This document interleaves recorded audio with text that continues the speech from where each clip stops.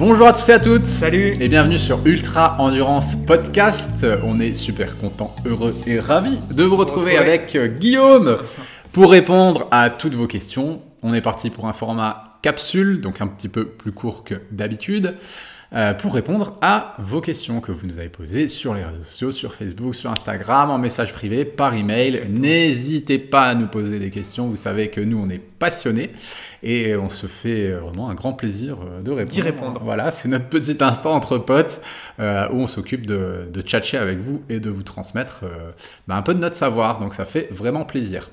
Aujourd'hui, question que j'ai sélectionnée, c'est par rapport au bloc de charge. Voilà, on a un athlète qui nous a communiqué ça sur les réseaux et il voulait savoir du coup quel était l'intérêt de faire déjà, qu'est-ce que c'est un bloc de charge, quel est l'intérêt de faire un bloc de charge et comment agencer un bloc de charge. Donc Guillaume, s'il te plaît, éclaire cet athlète. Dis-nous tout. Donc qu'est-ce que c'est déjà un bloc de charge? On peut assimiler bloc de charge aussi, on pourrait l'appeler week-end choc. Ouais, en gros. Un peu la même chose. Voilà, c'est pareil. Où on va essayer par exemple sur 3 jours, voire 4 jours, mais je préfère sur 3 jours, accumuler une grosse charge d'entraînement pour simuler un petit peu les conditions de fatigue qu'on va pouvoir retrouver. Par exemple, typiquement, si on prépare un ultra trail, enchaîner 3 jours comme ça avec de l'intensité et du volume pour créer une adaptation de fatigue, créer une sensation de fatigue similaire peut-être à ce qu'on va retrouver en ultra trail, mais aussi activer un petit peu derrière les surcompensations qui vont permettre la progression de l'athlète. Donc le but c'est ça, en gros sur 3 jours, accumuler un grand volume avec des séances spécifiques, l'intensité, du bi-quotidien, etc. etc. Ok, donc enclencher des processus biochimiques d'adaptation. Ouais, d'adaptation, c'est ça de l'organisme et surtout, se mettre un petit peu, entre guillemets, dans le dur, ressentir un petit peu la fatigue physique, mais aussi le dépassement un petit peu mental. Voilà, essayer de flirter un petit peu avec ses limites, mais sans trop les dépasser sur ce bloc de charge-là. Ne pas créer de surfatigue ou rentrer dans le surentraînement, c'est pas le but, mais un petit peu de se mettre, de se mettre dans le dur quand même. En fait, le but, c'est de sortir de sa zone de confort pour se renforcer et mieux se préparer à une épreuve. Exactement, c'est tout à fait ça. Ok, donc, quel est l'intérêt du coup de ces blocs? C'est ce qu'on a dit, c'est-à-dire au final, c'est-à-dire renforcer l'organisme, tester aussi, c'est-à-dire tester sa capacité physique, tester sa capacité mentale, sa résistance mentale, voir si, en général, quand on valide un bloc de charge, on est plutôt satisfait et on se dit on part avec de la confiance pour la course. Ou inversement, si on trouve des difficultés, mais ça nous permet de progresser, d'apprendre et se dire j'ai des choses encore à travailler ou à transformer. Après, il y a la question du timing. Quand est-ce qu'on j'allais te dire comment l'agencer et quand le placer. Alors ça c'est quand le placer. Ça dépend en fait de la longueur de la course, je dirais, et aussi de la capacité individuelle à rebondir derrière. Là tu as eu un athlète, tu m'en parlais juste avant. Tu as eu un athlète qui en a préparé un. Qui fait la maxi, Damien, je l'ai eu hier. Fait la maxi race, c'est ça? Il prépare la maxi race. Alors là, il prépare la maxi race, c'est son objectif de l'année. Et il avait le trail des tranchées de Verdun, 55 km avec 1300 ou 1400 mètres de dénivelé en préparation. Mais 2 semaines avant, on avait fait, avant ce trail des tranchées là, on avait dit on teste un bloc de charge 2 semaines avant pour voir la capacité de récupération et d'assimilation. Et en fait, il est arrivé un petit peu fatigué sur le trail des tranchées. Donc, par exemple, pour la maxi race, on va le décaler à 3 semaines. Voilà, donc vous avez testé. On a testé en amont. Et donc, toi, tu conseilles 3 semaines, 2 à 3 semaines. 2 à 3 semaines avant une compétition. Avant une compétition. C'est-à-dire que plus la compétition, elle est éventuellement longue, plus ça va demander de la fraîcheur physique et mentale. Donc moi typiquement, et c'est individuel, c'est-à-dire que moi dans mon cas perso, j'aime bien le faire 2 semaines avant parce que j'ai besoin de rester quand même stimulé et d'avoir une grosse charge comme ça 2 semaines avant. J'ai essayé 3 semaines avant, pour moi c'est trop long. J'ai l'impression que les adaptations, elles se font trop rapidement et puis que je perds après en efficacité à la course, Donc j'ai besoin que ce soit 2 semaines. Certains ont besoin de 3 semaines. Donc typiquement avec cet athlète-là, Damien, on va le mettre 3 semaines avant. Ok. Moi, perso, tu vois, rien que là, je partage un petit peu mon avis. Là, tu me dis 3 semaines avant de faire une grosse course, faire ça. Moi, perso, je sais que j'aurais peut-être plus besoin 1 mois avant. Ouais, tu vois. Là, tout de suite, mon cœur, il me dit, ouais, non, il faudrait peut-être mieux pour toi, me connaissant, le faire à moi, parce que j'aime bien arriver un peu plus frais et je pense que ce serait judicieux. Bon, après, c'est moi, hein, j'ai pas du tout non plus ça en tête. Maintenant que tu nous as expliqué ça, comment on l'agence? Qu'est-ce qu'on y met en fait dans ce bloc de charge? Comment on fait? Alors déjà, c'est ce qu'on disait par exemple dans d'autres capsules, c'est aussi essayer de se dégager du temps pour ce bloc de charge. Voilà, quand on a un bloc de charge comme ça, on n'essaye pas de tout faire en même temps et de se dire je dois travailler énormément, j'ai des contraintes extérieures. Avec la famille, là on prévient sa femme, bon bébé, faudra pas que tu m'embêtes pendant ce week-end. Sur 3 jours, on essaye de se focaliser sur ce bloc de charge là.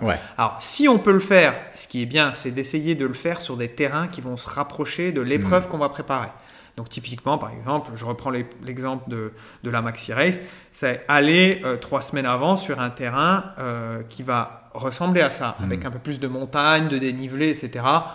On va essayer d'éviter de s'entraîner que à plat, par exemple. Si ça ne va pas être intéressant. Voilà. Donc on va essayer de s'entraîner sur un terrain type comme ça.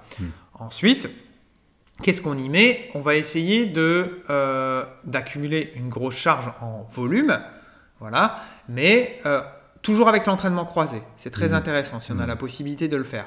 Alors par exemple, ça peut être le vendredi soir une séance de trail avec des intensités en côte, etc.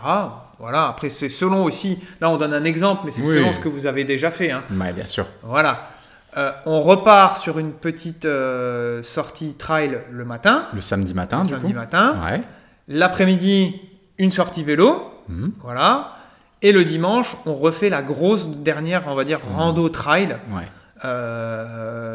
Donc, 4-5 heures, voire plus. Après, ça peut être plus.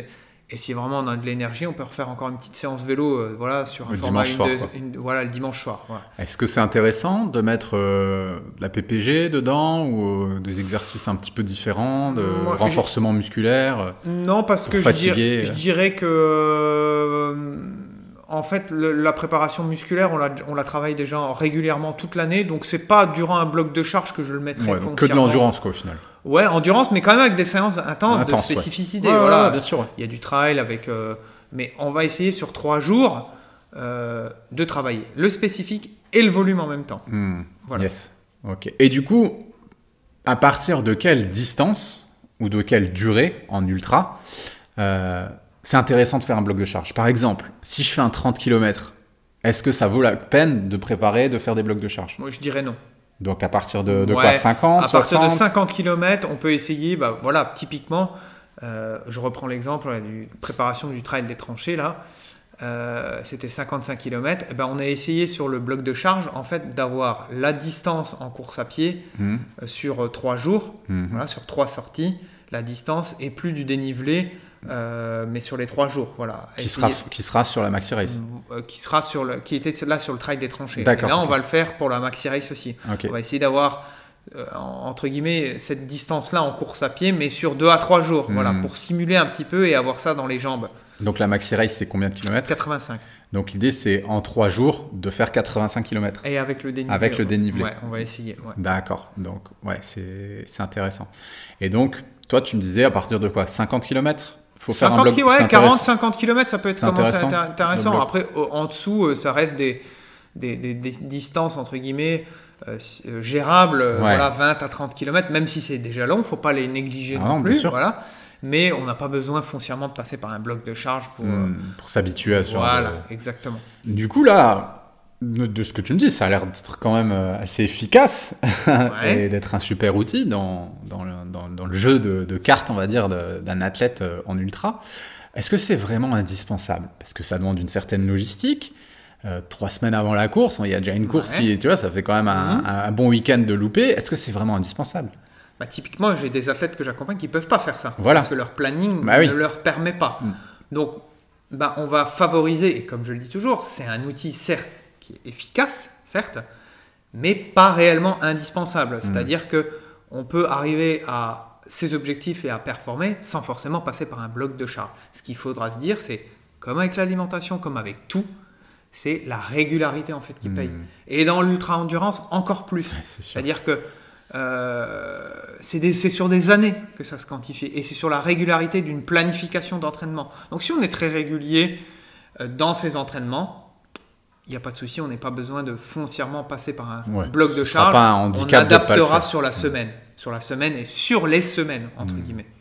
On pourra peut-être faire une semaine un peu plus chargée. Chargée, mais pas forcément passer sur se bloquer 3 jours, quoi. D'accord, donc c'est pas indispensable. Je pense qu'on a fait le tour sur le bloc de charge. On a répondu à toutes les questions que cet athlète nous avait posées et qui du coup pourront vous aider, vous aussi également qui nous écoutez. Voilà, ça nous a fait super plaisir. Exactement. En tout cas, de vous partager tout ça et de vous apporter de la clarté. N'hésitez pas encore une fois, je le dis, je le répète, à nous poser toutes vos questions si vous en avez. N'hésitez pas non plus, si vous avez apprécié ce podcast, cet épisode, cette vidéo, à mettre un petit like, un petit j'aime, à partager sur vos réseaux. C'est comme ça que nous, on se fait connaître. Et nous, le but, c'est aussi à apporter du contenu. Exactement. En fait, notre but, c'est que ce soit un outil participatif. Si on fait le podcast tout seul dans notre coin, on a autant discuté avec Guillaume. Voilà. Ok, donc n'hésitez pas à partager. Plus on est de fous, plus on rit. Et nous, ça nous fait super plaisir d'échanger avec vous. Voilà, on vous dit à tout bientôt. Portez-vous bien et puis bonne course. Ciao, ciao.